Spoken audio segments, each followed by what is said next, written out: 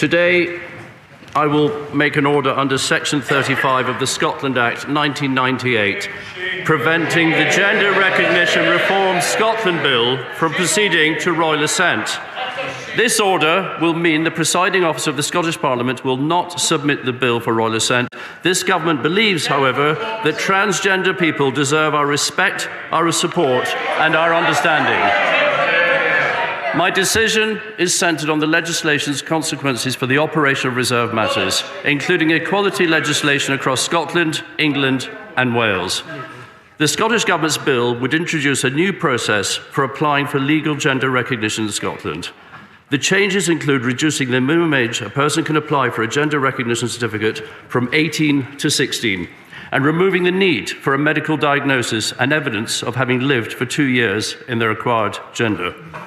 The bill would amend the Gender Recognition Act 2004, which legislated for a single gender recognition system across the United Kingdom and which received a legislative consent motion from the Scottish Parliament. The approach taken in the Scottish Government's Gender Recognition Reform Bill was the subject of intense debate in the Scottish Parliament. A number of significant amendments were tabled right up until the end of the bill's passage. And the Minister for Women and Equalities corresponded with and met with the Cabinet Secretary Shona Robertson to discuss the UK Government's concerns before the bill had reached its final stage.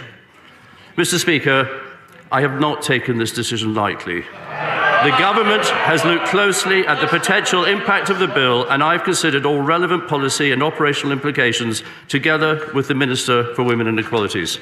And it is our assessment that the bill would have a serious adverse impact, among other things, on the operation of the Equality Act 2010. Those adverse effects include impacts on the operation of single-sex clubs, associations and schools, and protections such as equal pay. The Government shares the concerns of many members of the public and civic society groups regarding the potential impact of the bill on women and girls. The bill also risks creating significant complications from having two different gender recognition regimes in the UK and allowing more fraudulent or bad faith applications. The Government is today publishing a full statement of reasons alongside the order, which will set in full the adverse effects the Government is concerned about.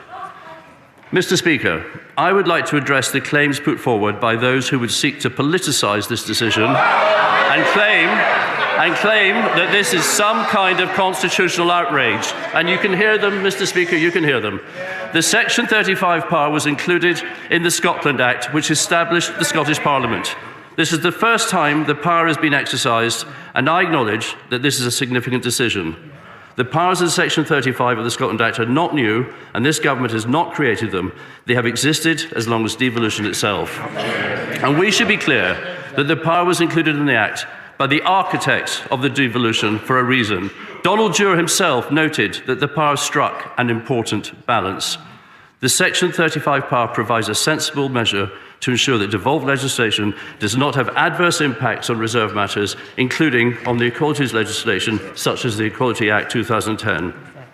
This is not about preventing the Scottish Parliament from legislating on devolved matters, but about ensuring that we do not have legal frameworks in one part of the United Kingdom which have adverse effects on reserved matters. And we should be clear that this is absolutely not about the United Kingdom government being able to veto Scottish Parliament legislation whenever it chooses, as some have implied. The power can only be exercised on specific grounds, and the fact that this is the first time it has been necessary to exercise the power in almost 25 years of devolution emphasises that it is not a power to be used lightly. In the instance of the Gender Recognition Reform Scotland Bill, I have concluded that the bill would have serious adverse effects on the operation of the Equality Act 2010, and as I've set out in my correspondence with the First Minister yesterday, I would prefer not to be in this situation. The United Kingdom government does all we can to respect the devolution settlement and to resolve disputes. It is open to the Scottish Government to bring back an amended bill for reconsideration in the Scottish Parliament. So to conclude, Mr. Speaker, I have set out to the Scottish Government that should they choose to do so, I hope we can work together to find a constructive way forward that both respects devolution and the operation of the United Kingdom Parliament legislation, and I commend this statement to the House.